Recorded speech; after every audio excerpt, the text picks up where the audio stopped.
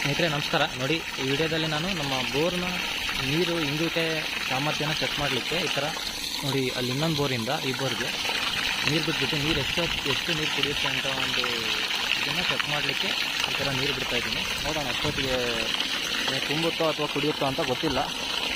ಬಿಡ್ತಾಯಿದ್ದೀನಿ, ನೋಡಿ ಕುಡಿತಾನೇ ಇದೆ.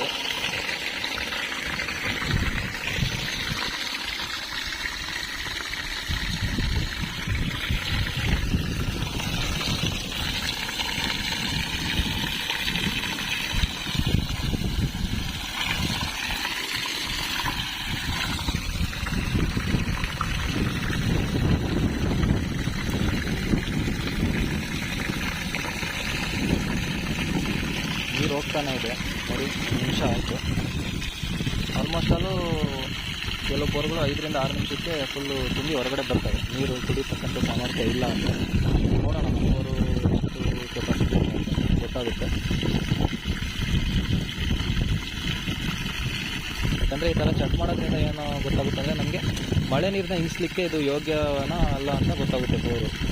ಯಾಕಂದರೆ ನಾವು ಮಳೆ ನೀರು ಹಿಂಗಿಸ್ಬೇಕಂದ್ರೆ ಹಿಂಗು ಗುಂಡಿ ಮಾಡಿಬಿಟ್ಟು ನೀರೆಲ್ಲ ತುಂಬಿಸೋ ಪ್ರಯತ್ನ ಮಾಡಬೇಕಂದ್ರೆ, ಬಟ್ ನಮ್ಮ ಬೋರಲ್ಲಿ ನೀರು ಕುಡಿತಕ್ಕಂಥ ಸಾಮರ್ಥ್ಯ ಇದೆನೋ ಇಲ್ಲ ಅಂತ ಚೆಕ್ ಮಾಡಬೇಕಲ್ಲ ನಮಗೆ.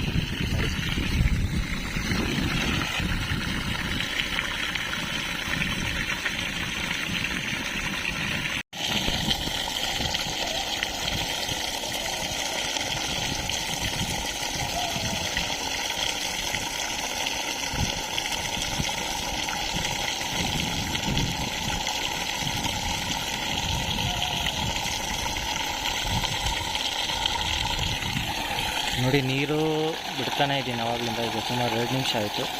2 ನಿಮಿಷ ಆದ್ರೂ ನೀರು ಕುಡಿತಾ ಇದೆ. ನೋಡಬೇಕಿದು ಎಷ್ಟೊತ್ತಿಗೆ ತುಂಬುತ್ತೆ ಅಥವಾ ತುಂಬೋದಿಲ್ವೋ.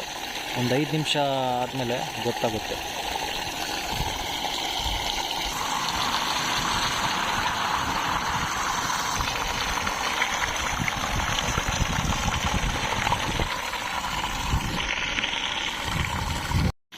ನೋಡಿ, ನಾನು ಇಷ್ಟೊತ್ತು ನೀರು ಬಿಟ್ರೂ ಇದು ನೀರು ತುಂಬಲಿಲ್ಲ ಬೋರ್ವೆಲ್ಲು. ಸೊ ಹಾಗಾಗಿ ಇದು ರೀಚಾರ್ಜ್ ಮಾಡಲಿಕ್ಕೆ ಯೋಗ್ಯ ಅಂತ ನನ್ನ ಅನಿಸಿಕೆ.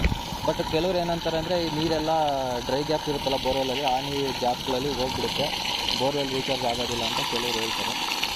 ಬಟ್ ನನಗೆ ಅನಿಸಿದ ಮಟ್ಟಿಗೆ ನಾನು ರೀಚಾರ್ಜ್ ಮಾಡಿದ್ರೆ ಉಪಯೋಗ ಇದೆ ಅಂತ ನಾನು ಇದಕ್ಕೆ ಹಿಂಗುಗುಂಡಿ ಮಾಡಿದ್ದೀನಿ.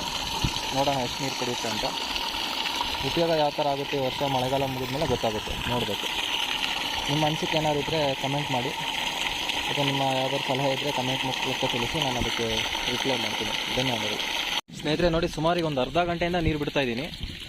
ಅರ್ಧ ಗಂಟೆಯಿಂದ ನೀರು ಕುಡಿತಾನೇ ಇದೆ ಬೋರು. ಯಾವುದೇ ರೀತಿ ಕೇಸಿಂಗಿಂದ ನೀರು ಹೊರಗಡೆ ಬಂದಿಲ್ಲ, ನೀರು ಕುಡಿತಾನೇ ಇದೆ. ಸೊ ಹಾಗಾಗಿ ಇದು ಬೋರ್ವೆಲ್ಲು ರೀಚಾರ್ಜ್ ಮಾಡಲಿಕ್ಕೆ ಯೋಗ್ಯ ಅಂತ ನನ್ನ ಒಂದು ಅನಿಸಿಕೆ.